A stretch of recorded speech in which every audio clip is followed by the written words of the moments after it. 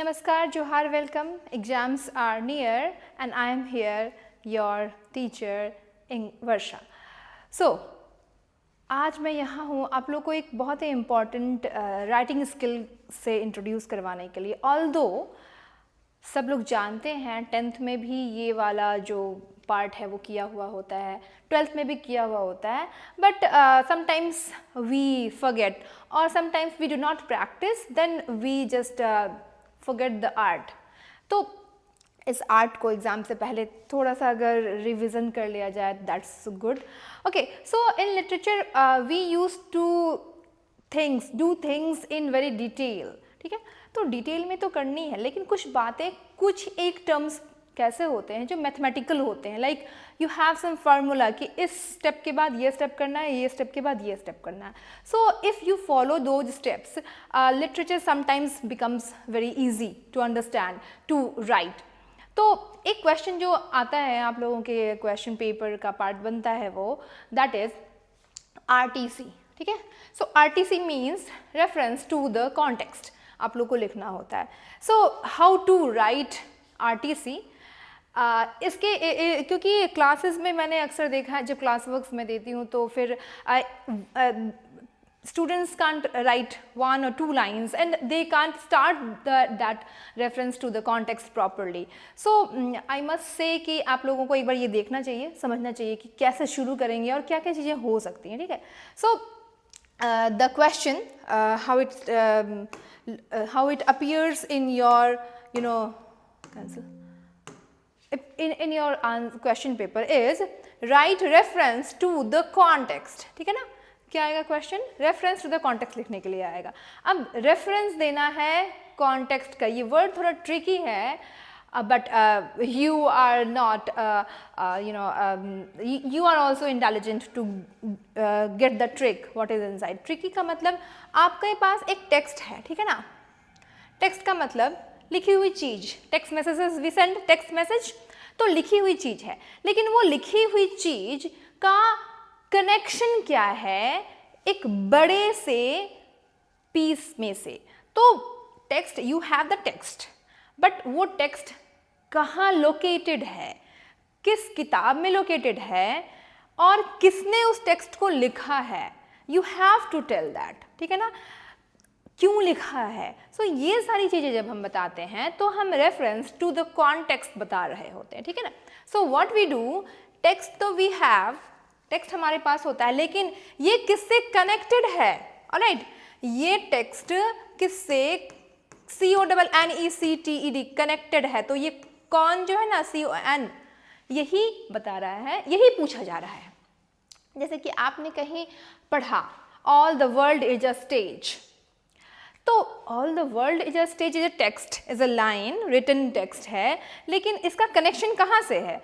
तो if you have read As You Like It, the drama written by Shakespeare, then you will get the answer कि इसका connection As You Like It romantic comedy जो कि Shakespeare ने लिखा है उससे है। So now you got the context, ठीक है।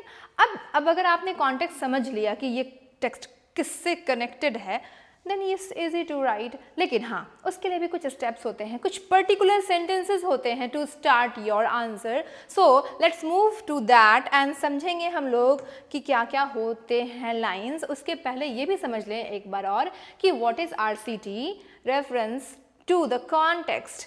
If I have done any mistake, yes, it is RTC। यहाँ पे आप लोग इस mistake को ignore करेंगे।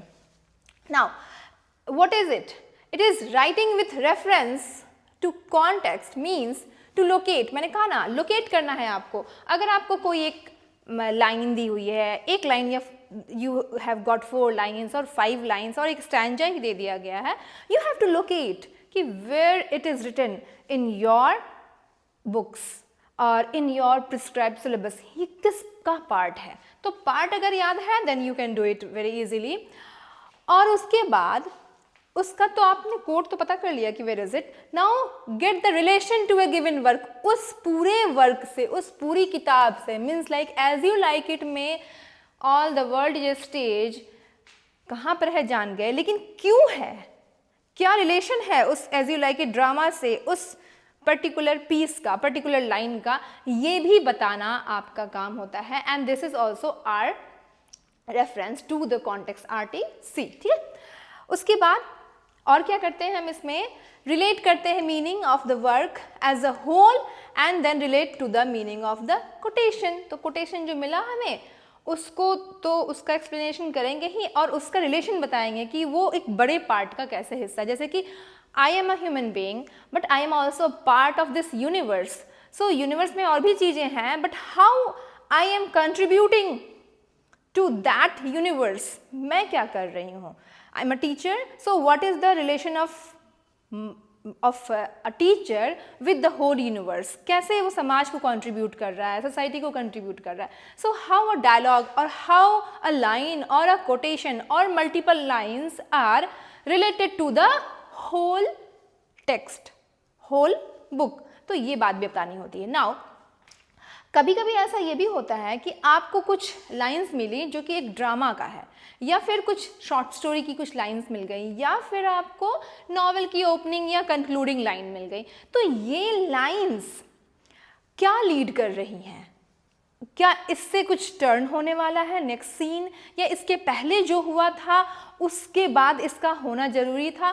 So when you locate that line तो आपको पता चल जाता है कि किसी भी ड्रामा में लाइक मैकबेथ में fair is foul, foul is fair, तो why this quote is said, when this quote is said, तो ये अगर पता है तो ये भी पता चलेगा कि इसके आगे क्या होने वाला या इसके पीछे क्या हुआ था। So you also suggest in your explanation कि this quote will lead to next scene or this quote is result of the previous scene.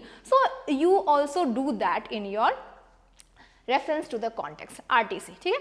Now वही जैसे कि मैंने बताया कभी कभी एक शॉर्ट स्टोरी का छोटा सा बहुत ही प्रिसाइज और बहुत ही मीनिंगफुल डायलॉग या फिर लाइन दिया रहेगा, then you have to find out, if you have read you will find out surely, तो वो बताएंगे आप कि क्या रिवील कर रहा है। कभी कभी एक सीक्रेट मैसेज होता है, सीक्रेट मैसेज का मतलब मल्टीपल मीनिंग वाला मैसेज, मल्टीपल मीनिंग वाली लाइन। तो what it is going to reveal, क्या होने वाला है, क्या रहस्य है इस लाइन का, वो भी आपको उसी रेफरेंस टू द कॉन्टेक्स्ट में रिवील करना होता है। नाउ ये लाइन क्या बताएगी, what it could mean for the rest of the story, पूरी जो कहानी और बची हुई है उसके लिए ये क्या सजेस्ट कर रही है, ठीक है। तो ये सारी चीजें आपको अपने किस में लिखनी होती है, रेफरेंस टू द कॉन्टेक्स्ट में लिखनी होती हैं, ठीक है। तो जब आपके दिमाग में ये बात आ जाए कि हमें क्या लिखना है, और honestly if you have read sincerely your text, आपने अच्छे से पढ़ाई की है तो it's easy for you, but the formula you should set a formula how to write the context to the reference. तो अब देखिए आप लोग कि क्या क्या पार्ट्स होते हैं, ठीक है ना, रेफरेंस टू द कॉन्टेक्स्ट लिखने के। सबसे पहले तो आपको रेफरेंस लिखना होता है, फिर कॉन्टेक्स्ट लिखना होता है, then you have to write explanations and then you have to add comments, ठीक है। तो 4 पार्ट्स होने चाहिए, कितनी भी जल्दी हो। If you right the headings और you divide the sections, so you get something extraordinary, or the examiner will notice those headings and just instantly he or she will think that okay, 1 mark can be added। मतलब आप अगर 5 marks के लिए लिख रहे हैं तो if you have added these और उसमें एक एक लाइन ठीक से भी लिखा है, then 1 mark will be added. ऐसा होता है जनरली। तो ये जो 4 सेक्शंस हैं, you must divide your answer with reference. अब देखेंगे रेफरेंस में हम क्या लिखेंगे और क्या क्या लाइन्स हो सकती है। वैसे तो you may make your own sentence, you may frame your own sentence, but there are some particular sentences जो लिखने होते हैं। तो रेफरेंस कैसे शुरू करते हैं, ठीक है, बहुत इंपॉर्टेंट है, because sometimes we do not we ignore, क्या सिंटैक्स इग्नोर कर देते हैं, ठीक है। जैसे कि लिख देते हैं दिस लाइन्स, यहाँ मैंने लिखा है these lines, but frequently I saw मैंने चेक की कॉपी तो मैंने देखा कि these लाइन्स नहीं लिखे, this lines. So I am just puzzled, I wonder कि दिस लाइन्स होगा कैसे. यह लाइनें मतलब एक लाइन है तब तो आप बोलोगे दिस लाइन. अब दिस और लाइन्स कैन नेवर हैपन. तो वहीं पे हमारे दिमाग में एक पॉपअप आता है कि ये बहुत ही अनसीरियस स्टूडेंट है. सो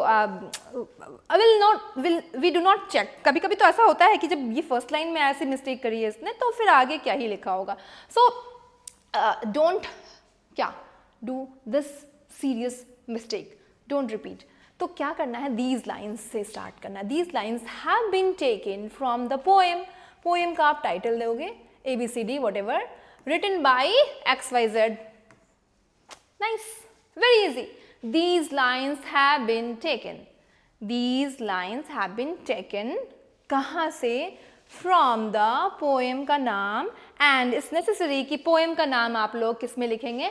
Capital letter, initials जो होंगे उनके capital letters होंगे, ठीक है ना. Like मान लीजिए मैंने यहाँ लिखा Ozymandias, Ozymandias, ठीक है. तो जनरली स्टूडेंट्स क्या करते हैं, ये इस ओ को जो इनिशियल लेटर होता है टाइटल का उसे शॉर्ट बना देते हैं. And this also makes the examiner very irritating कि क्या मतलब इंग्लिश का कुछ भी एथिक्स, इंग्लिश सेंटेंसेस के, इंग्लिश वर्ड्स के कुछ भी एथिक्स आपने नहीं जाने, कोई भी पंक्चुएशन आपने फॉलो नहीं किया.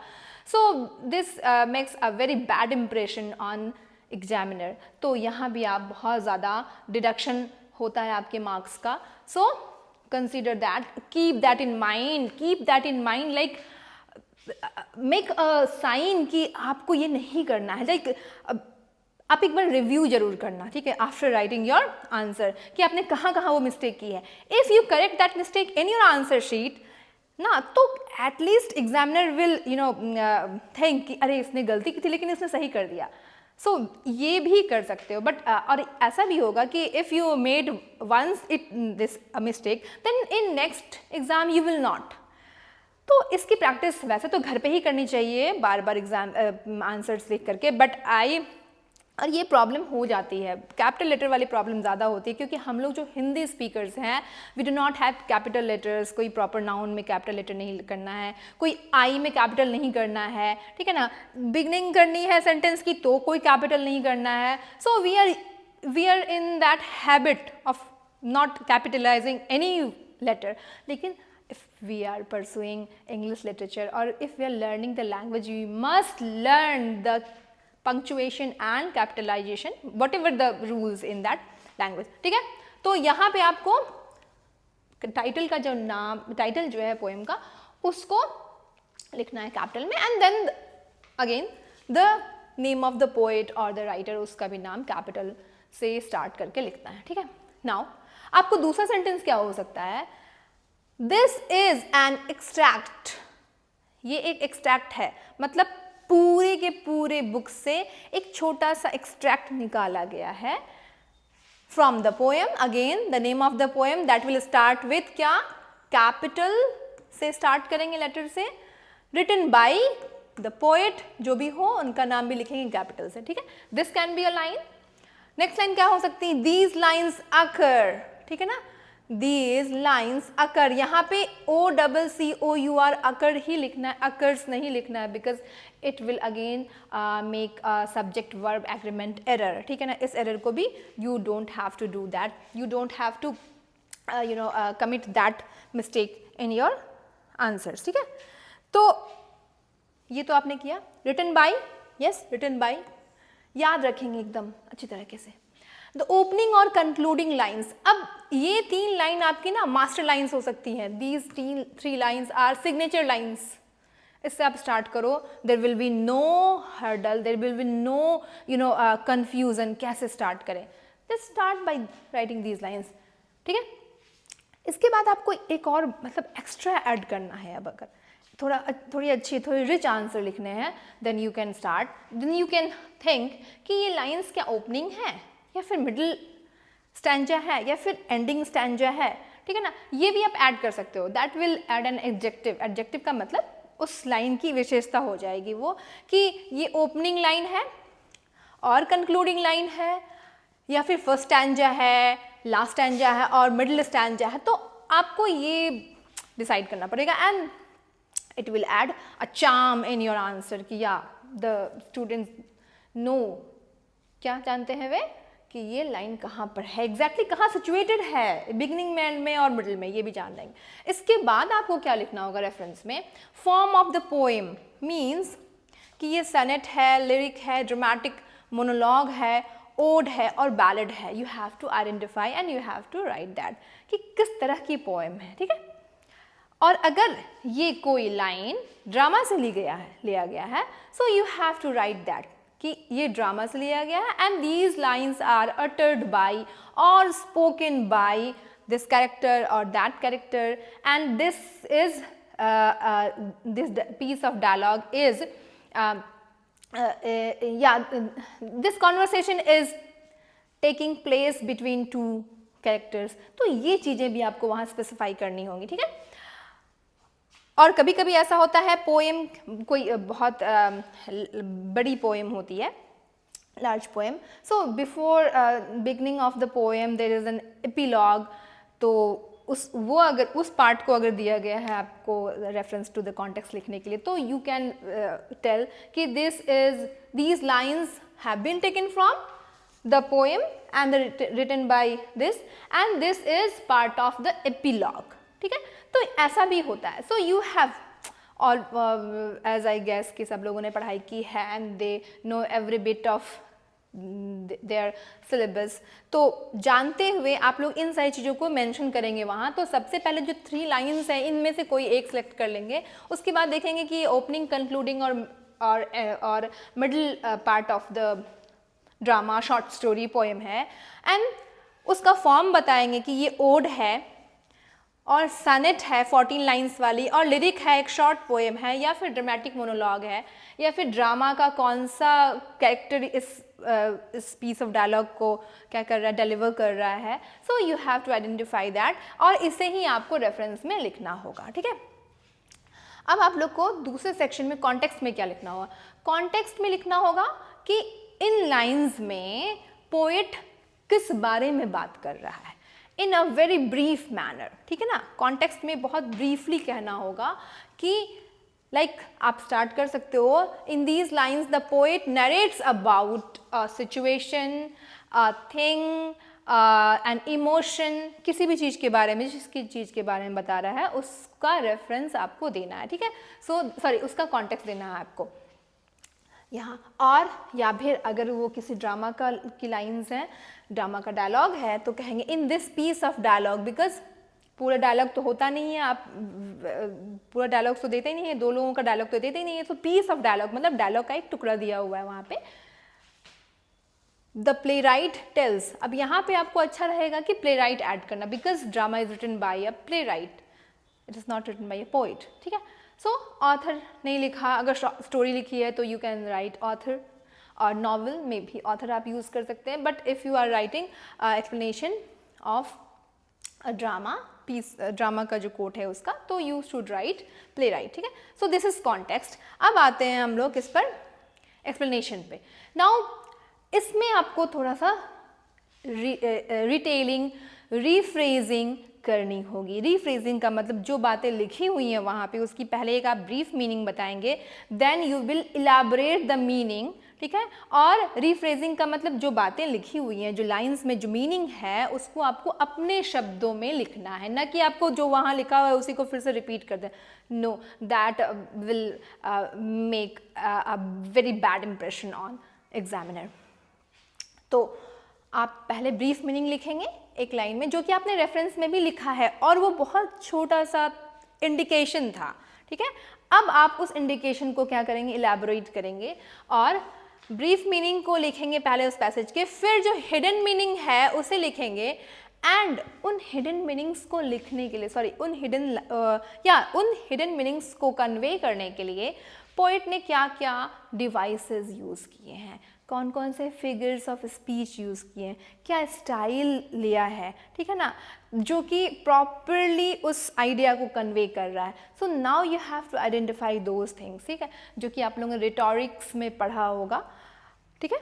तो उसको आप आइडेंटिफाई करेंगे and you have to mention those rhetorical devices और फिगर्स ऑफ स्पीच. जैसे कि लाइक सिमिली है तो उसे बताना पड़ेगा क्या क्या सिम्बॉल्स यूज़ किए गए हैं, मेटाफर है कोई, पर्सोनिफिकेशन किसका किया गया है, जैसे O to the west wind में वेस्ट विंड को पर्सोनिफाई किया गया है. सो जो भी पर्सोनिफिकेशंस हैं उनको लिखने होंगे, ठीक है.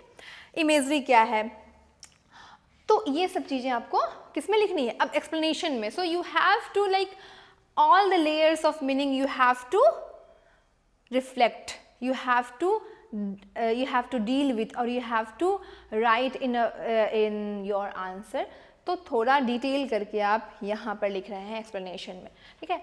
एंड ये जो पोएटिक डिवाइसेस हैं इनकी मीनिंग मीन्स रिलेट करते हुए कि कैसे ये मेटाफर होल पोएम का एक बहुत ही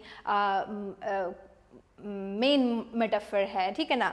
या फिर इस सिमिली से बहुत ही आसानी से पोइट ने सजेस्ट किया है कि my love is like a red red rose, ठीक है. सो रेड रोज़ और की इंटेंसिटी, रेड रोज़ की intensity is equal to the love. So ये सारी चीज़ें आप क्या करते हैं, बताते हैं कहाँ, एक्सप्लेनेशन में, ठीक है.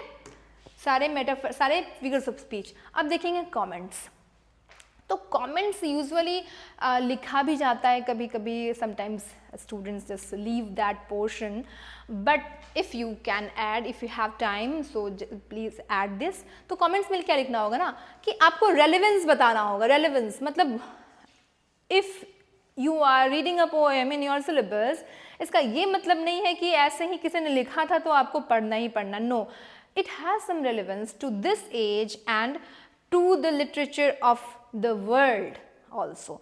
तो आपको अगर कोई कंपैरिजन भी दिख रहा है कि ऐसी पोएम हमने हिंदी में भी पढ़ी थी, या this is happening in these days, Shakespeare की बहुत सारी ऐसी लाइंस हैं जो आज भी रेलेवेंस हैं, या फिर बहुत सारे ड्रामा है जिसमें जो फिलॉसफी उन्होंने एक्सप्रेस की है वो अभी भी रेलेवेंट है. तो उन सब रेलेवेंस को आपको यहाँ पे शो करना है in your comments. Means you can add your views a bit in comments, ठीक है. उसके रेलेवेंस को बताते हुए, मतलब उसकी प्रासंगिकता को बताते हुए कि आज भी ये लाइनें बहुत ज़्यादा क्या हैं, यूज़फुल हैं, बहुत ज़्यादा देखी जाती हैं. ऑलराइट, तो आप इसको कमेंट्स में ऐसे स्टार्ट कर सकते हैं. The emotion and facts presented in these lines are relevant in various ways such as, ठीक है ना. तो अगर लव के बारे में कोई ऐसा कोट है तो आप लिख सकते हैं, या betrayal was also at that time and now it is also recurring, अभी भी बिट्रे करते हैं लोग, या लव को इमॉर्टल बनाने का जो काम है कि my love will make you immortal, ऐसा करके. So these things still happening. और कोई बहुत मॉडर्न पोएम है तो वो सिचुएशन को कैसे रिवील कर रही है, वो कैसे रिफ्लेक्ट कर रही है सिचुएशन को, आज की करंट सिचुएशन को, तो you can add in your comments, the comment section में आपको उसको कर सकते हैं. नाउ जैसे कि आप लोगों ने सबने वो पढ़ा कि कैसे, मतलब सीखने की कोशिश की कि कैसे आपको 4 सेक्शंस बनाने हैं और क्या क्या उसमें लिखना है, क्या क्या प्रॉपर लाइन्स हो सकती है. Now I would like to introduce a poem. बहुत ज़्यादा बड़ी पोएम नहीं है, छोटी सी पोएम है. And the title of the poem is one day I wrote her name. और ये पोएम है एडमंड स्पेंसर की. इन्होंने एक सनेट सीक्वेंस लिखा था. सनेट जो होती हैं वो 14 लाइन्स की होती हैं, ठीक है. तो सनेट सीक्वेंस लिखा था उसमें कि 89 पोएम्स थी और ये 75th नंबर का पोएम है, ठीक है. सो पोएम मीन्स, पोएम का जो फॉर्म है वो सनेट का फॉर्म है, 14 लाइन्स की, ठीक है. सो इट्स वेरी इंपॉर्टेंट क्योंकि ये सचमुच लव एंड लव की एंड आर्ट की जो इमॉर्टलिटी है उसको शो करता है. अब कहेंगे इमॉर्टलिटी क्या होती है, तो everyone wants to be immortal, ठीक है ना. इमॉर्टल होना चाहता है सब कोई, अमर होना चाहते हैं. जैसे हमारे देश में गांधी जी अमर हो गए थे, तो बहुत लोग अमर होना चाहते हैं. लोग बहुत बड़े बड़े काम करते हैं, मतलब कुछ भी करते हैं ऐसा जिससे कि अमर हो जाए. लाइक इन करंट सिचुएशन लोग वायरल होना चाहते हैं, मतलब जब तक वो जिंदा हैं तब तक वो वायरल होना चाहते हैं, और जब वो मर जाएं तो लाइक दुनिया उसे याद रखे तो अमर होना चाहते हैं. So this is very human instinct.